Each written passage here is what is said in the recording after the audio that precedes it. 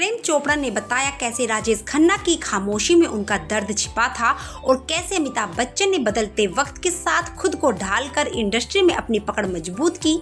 बॉलीवुड में नंबर 1 बनना मुश्किल है, लेकिन उस कुर्सी पर टिके रहना उससे भी बड़ा चैलेंज। 70 के दशक में यही खेल सबसे दिलचस्प मोड़ पर था। एक तरफ राजेश खन्ना जैसा सुपरस्टार जिसके नाम पर भीड़ पागल हो जाती थी, दूसरी तरफ एक नया चेहरा तेजी से उभर रहा था अमिताभ बच्चन। ये बदलाव अचानक नहीं था, लेकिन जिस तरह से हुआ उसने इंडस्ट्री के सबसे बड़े नाम को भी असहज कर दिया।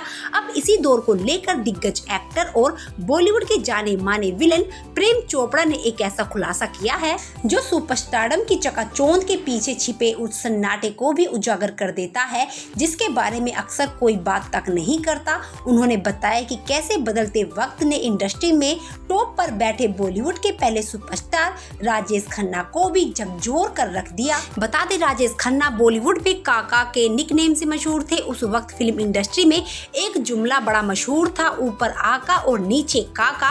प्रेम चोपड़ा ने याद किया कि राजेश खन्ना का दौर ऐसा था जब लड़कियां उनके पीछे पागल थी। कहते हैं कि उनकी कार लिपस्टिक के निशानों से भर जाती थी, लेकिन फिर समय के साथ काका की चमक फीकी पड़ने लगी और एक नया चेहरा तेजी से उभरा। ये चेहरा अमिताभ बच्चन का था। हालांकि राजेश खन्ना ने कभी खुलकर अपनी परेशानियां जाहिर नहीं की, लेकिन उनके आसपास के लोग उनकी खामोशी में छिपे दर्द साफ महसूस कर सकते थे। प्रेम चोपड़ा के मुताबिक राजेश खन्ना ने कभी खुले तौर पर अपनी मुश्किलों की बात नहीं की।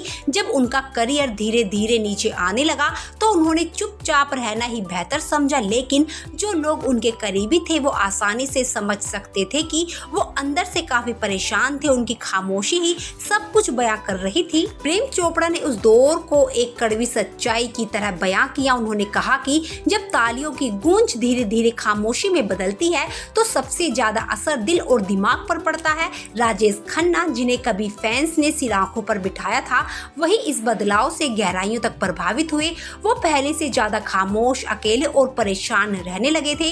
हालांकि इंडस्ट्री में ये एक आम पैटर्न है कि जब करियर अचानक ढलान पर आता है तो कुछ कलाकार खुद को संभाल नहीं पाते और गलत आदतों की ओर बढ़ जाते हैं। राजेश खन्ना ने भी इस हालत में शराब में सहारा ढूंढना शुरू कर दिया, जो धीरे धीरे उनकी परेशानियों को कम करने के बजाय और बढ़ाता चला गया। इसी बातचीत में प्रेम चोपड़ा ने अमिताभ बच्चन की तारीफ करते हुए बताया कि उनका सफर दूसरों से अलग रहा।